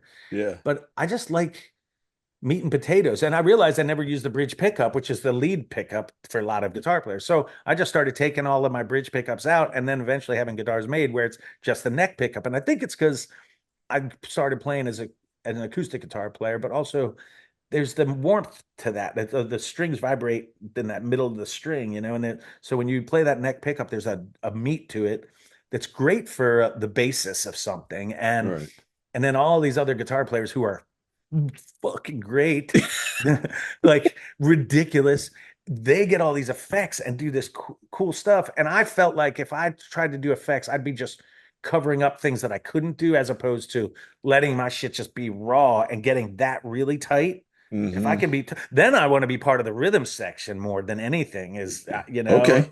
I wanted that, it's like, I feel like that's rhythm guitar, yes, but Malcolm, not Angus. I'm Malcolm. Right. Not Angus. I'm like, da, da, da, da, da. Yeah. I don't need to whittly. And other people do that so much better. And then when they put effects on it, they're not covering their stuff up. They're accentuating it. They're adding nuance to it. Whereas I just felt like I only need it every once in a while, and it's not something that's covering something up. So yeah, It's pretty simple. It's the simplest shit, and I don't know anything about guitar, like rigs and gear. Well, my team, of course they're guitar guys, and they were like, they had the question of, do you like your neck like a one piece, or do you have like a two piece bolt-on neck? What is your guitars? There's a mix of them, but mostly I just don't like finish on them. So all of my guitars that I really love don't have finish on them at all. Right. Like not even oil or anything. It's just so I get Paul Reed Smith. I started at one point. Somebody had my buddy, a different Kevin Murphy, took some scrap stuff and made me a guitar, and it was a chunk of mahogany, no carve, because the carve always would give me a rash here. That how they carve out the edges around they call that the carve.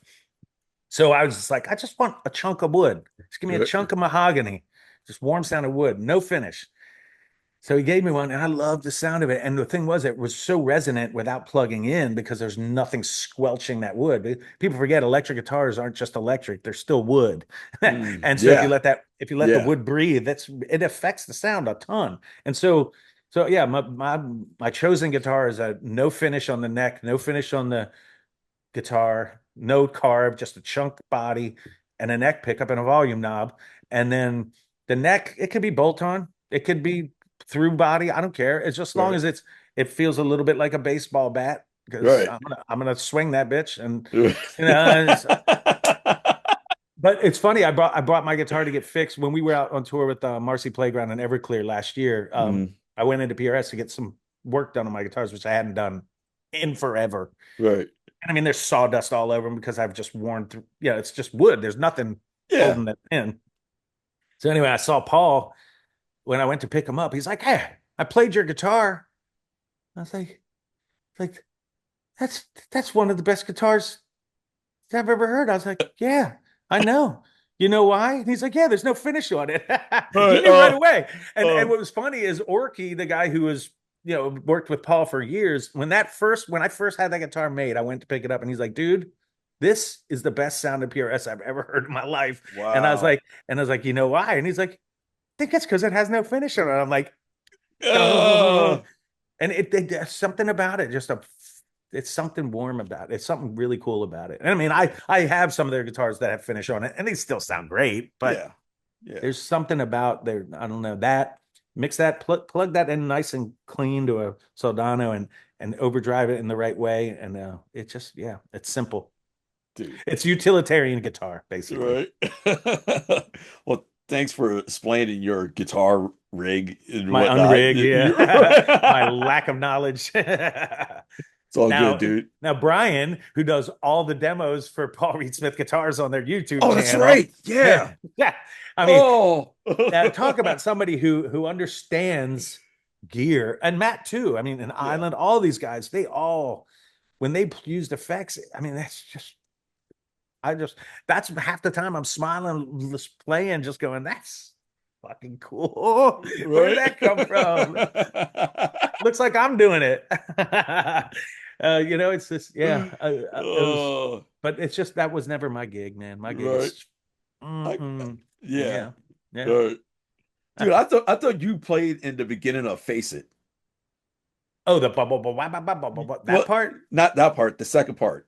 Oh yeah, that's me. That's you. Okay, all right, all right, all right. So that's a super phaser just with the pedal, the one knob. I don't know what knob it is, but it's just Right. one knob turned all the. It's I guess the rate maybe it's called. Is that guitar gear people are literally going, "Oh, he is an idiot right now."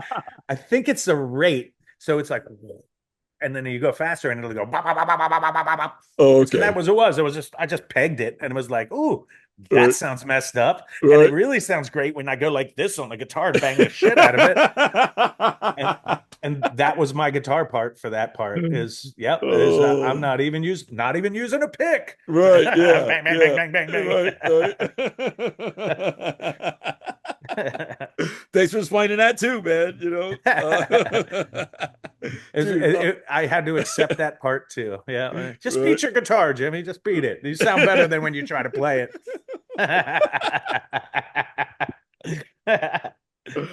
Oh man, so fun. Man, I forgot about this.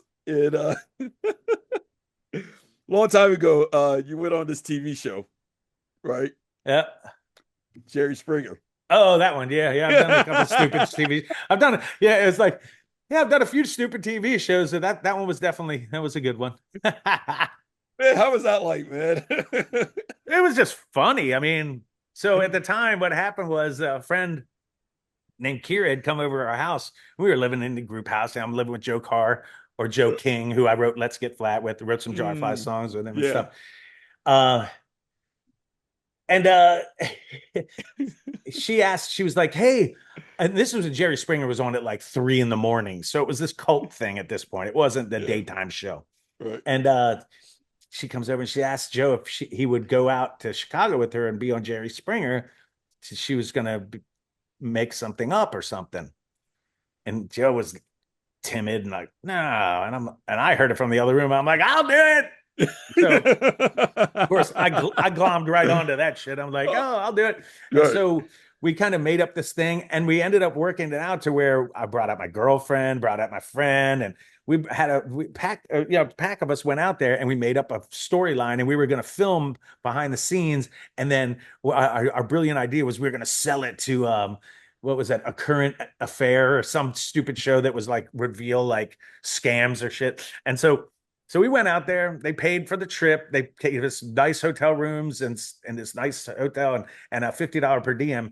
And I was like, well, we're all taking the robes because they're $100 a piece, and we're gonna order lobster and filet mignon every meal for every day we're here, and go like just barrel through this $50 per diem and not even pay attention because we didn't sign anything. Right. So we do the show, and my whole thing was I told the producers, well, I'm signed to this record label called Foul Records. My band is, which was a label I started.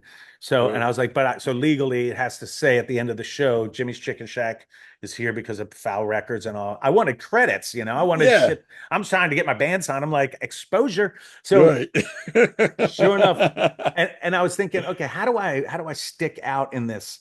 How do I, like, they would play once in a while, you'd see these previews of shows to come, or they'd have little clips of the most outrageous thing. And it was right around, December or something. I was like, or November. And I was like, well, if I could do something Christmas like, then I'll make one of these like little highlights that they can use. And I was like, oh, I know what I need to be able to say. Merry fucking Christmas, ho, ho, ho. If I can utter those words, they're going to use this in a clip. And so we made up a story that Kira and I were boyfriend and girlfriend, and that the other people, she was cheating on them, cheating on me with these two people that I didn't know. They were my friend and my girlfriend at the time. So sure enough, they both came out, and then I stood up and I looked at them and I said, Merry fucking Christmas, ho, ho, and ho. And they used it, and it went so then they had all these people write into the show and whatnot. I was on that show like 4 times because I didn't know that. And I milked the shit out of it every time I could, and we used it to help get signed. So when we went to go sign a record deal, when we were shopping for a deal, we'd show, hey, he's been on the show. Millions of people have seen this blonde dreadlocks that this guy has. Yeah. And and they played a song on one of these shows. Like, I forced that was a maneuvering of like, oh yeah, I'm going to take advantage of something that somebody doesn't want to do. Smart, man. Well, the last episode that I did, they were like, they made you sign a thing that said, if you ever have lied or any of this is false, you get sued for the production cost of each show you've done. Oh, and that would have cost me $1 million. So I was like, well, guess we're not making an expose. Right. But the lobster and filet mignon and the robes were fantastic. So yeah. Right. Dude, that's awesome, man. Man, switching from that show, that's great story, man. I did not know that, not at all. Switching from that, could you tell, what would you tell like the young people that are trying to be singers like you and or trying to get into this business? What would you tell them? Don't get into this business. Yeah, I mean, so it's tough, man. I'm telling you. So the thing is, it's get into music. Yeah, that's what I'd say. Like do music, embrace music, but fuck the music business. Like the music industry, the business. That will try to suck every bit of joy out of music for you. Yeah, and this is the problem I think with what happens with a lot of musicians, depending on the motivation that puts them in it. If they were motivated to become a rock star and they don't become a rock star, they give up and they go make some money somewhere else and they're selling houses, or they get their PhD or something, whatever it is. The music business will weed out everybody. But the people that stay doing it don't stay because they love the music business. They stay because, well, they just love music. Yeah. And the business part of it is just a side note, and they don't let it affect them. They don't let it steer them, first of all, but they also don't let it decide for them. Like, nobody in their right mind would have had the career I've had and still be it's not like I'm getting paid a lot. It's right. But it was never about it. It was always about, I looked at everything and I looked at who I was and I was like, I'm an artist in a Hmm. few different ways, and I'm just going to create. And then if people like it, cool. If not, cool. If I just need to do it. Hmm. And somebody told me said that to me. They said, if you want to be a musician, don't. But if you need to be, and I was like, that, yeah, no, I got you. I know that. I feel that. Right. And so I think that's what it that's really what it comes down to is just play music and love music. And then if it becomes something that you make money doing, Hmm. try to just still do it because it's music and not don't chase the money part of it. Don't let the idea of success steer what you're doing. Just do what you're doing. And because all the stuff that's really done well, they didn't try to do that shit. Hmm. I mean, I think about the people that have made it massive. Did they? Some did. Some tried. Some have a plan, and I know how to write a hit song, and I know that here's the formula, and I'm going to do it and this way. But that's soulless, and that's fine. There's a place for Yeah. that too. Yeah. No despair. I don't disparage that, but I think a lot of people that the things that I love, they didn't. It was never their goal. Their goal No. was to create art, and they just hit a chord, and they had all the things in the industry line up in the correct way. Mm. So it's like Tetris. The shit falls out, and sometimes the stuff's lined up to where you can slot that thing and turn it, and boom, and bam, everything opens Yeah. up, and you just get that score. And then sometimes the shit falls the way it falls, and even if you try to change it, you're gonna and it stacks up, and the game's over. You can't predict it. You just play, Yeah. play. Definitely. That's it. Definitely. Man, I like that, man. Man, is there anything that you wanted to ask me? Let's see. How cool is it to play with Ice-T? Oh man. That's cool. I don't even have to ask it because it's just kind of like, yeah, I'm just to play with Ice-T and his band. That's badass. But how is that? It's pretty cool. It's it's really an honor, really. Like a Yeah. legendary rapper like him, like and he just spreads so much, knowledge on you. I mean, it's unbelievable how much knowledge this dude has, man. And I Well, just try to learn. that's got to be the cool part.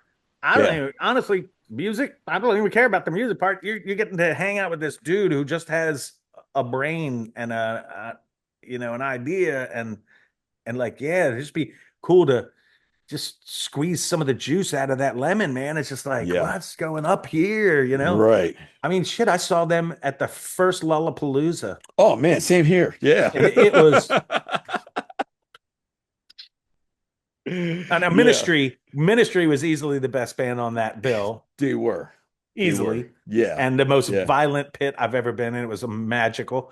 Yeah. But Body Count blew me away. I was like, shit, this is really cool. And I mean, that it was. I mean, I know a lot of people were doing rap and rock and stuff, but that was hard, and Uh, it was badass, and that was 30 some years ago. He's yeah. still cranking it out. It's like, how old is he Yeah. now? It's 67, I believe. So he's Yeah. got 10 years on me. Right. Or 68, I forgot, Damn, but still, But you know who helped me, make that decision to even try out for that band? who? Cheney. Oh no, of course. Yeah, How did you Cheney. know about it? I called him. I knew I knew Did he he was not try out? Did he try out for him? No, no, he didn't. I was drum teching for Dave Stewart at the time, Yeah. and I got this call from some guy, and and he wanted me to audition, so I did, and I called up Cheney, and because I know he's, you guys been in it, Yeah. Yeah. and I just wanted his opinion. He say, dude, if you don't do this, you need to do this. Well, I'm you like, had already been living in LA at the time, right? yeah, only for like like 2-3 years or something like that at that time. But see, I remember when you moved out to LA, and I was surprised Derek didn't follow, but he had different things going on in his Yep. personal life, right? So, Yep. but I remember when you were moving out, and I was like, oh, that's a no-brainer. Someone's gonna get lucky as shit. I'm like, Dude, someone's gonna get this boy thank you, in man. his van, and he is gonna crush it. And Oh, again, I think every single person I've had the pleasure and the honor of playing with musically, whether no matter why they left the band or how they left or whatever happened, all of them, it's like, dude, it's been monsters. Like, yeah. No, and so good, like all of them. all of them. Every one of them, and all different. Yeah, dude, I remember when you moved out there, and I was like, yeah, that's gonna. I wonder where he's gonna land, and honestly, and still where you're gonna land because Right. it ain't over. I mean, you're not bound to that, and who Nope. knows what'll happen. I mean, Yeah. yeah, maybe we got to make a record together at some point. I'll come out to LA and we'll just make shit up. I would be down for that. So Right? that'd be So great. yeah, Oh, it's just it was not surprising. oh It was man. like, yep, Thank you, man. that's awesome. Well, Jimmy, man, man, thank you so much for doing this interview with me. That was a blast, man. Dude, thank you. Yes, it was. It was, man. Thanks Thank you for so having me. much. Well, I remember you had asked a while back, and then obviously life takes over, and it's like, and then a year or two later, it's like, oh, I forgot. Right. And you're like, I'm sorry. And I'm like, what are you sorry about? I don't care. It's all good. You Right. got shit going on. I got shit going on. It's all good. So Yeah. yeah, no, I'm glad Yeah. we finally got to do it because I get to hang out with you. It's the longest I've hung out with you in a long I time. know. I haven't got to talk to you like on this level like this. I don't think ever. Like this. No, just I'm glad hanging. we got to hang out. You know what I mean? Yeah. So thank you, man. I Hell yeah, appreciate man. that. It's my pleasure. And yeah, I mean, all the people that you've had on your show, I've watched quite a few of them, and it's just awesome. So I'm glad to be a part of it. Thank you, dude. Thank Yeah, you. man. Ladies and gentlemen, Jimi Haha. Love you, brother, AKA, man. love you too, man. So Thank good, you so man. much, man. Appreciate Take it. it easy, man. Peace. All right. Later. Hey, what's up, y'all? This is Will Dorsey Jr. of Talk Music Podcast. If you like what you see, please hit that subscribe button. That little red button on there, just hit it. That will help me out tremendously. If you can also, subscribe to our YouTube channel, that will also help me. And if you wanted to download our podcast on Apple or Google or Amazon or even Spotify, you can check us out on there. Hope you guys enjoy the show. Today's episode is brought to you by our sponsor, eRecordStudio, the new way musicians rehearse, record, and share their eRecord sessions on social media. Visit ERS on eRecordStudio.com. Download this amazing app on Google and Apple Apps stores. Visit us on www.talkmusicpodcast.com. Subscribe to our YouTube channel. Download our podcast on Apple, Google, Amazon, and Spotify.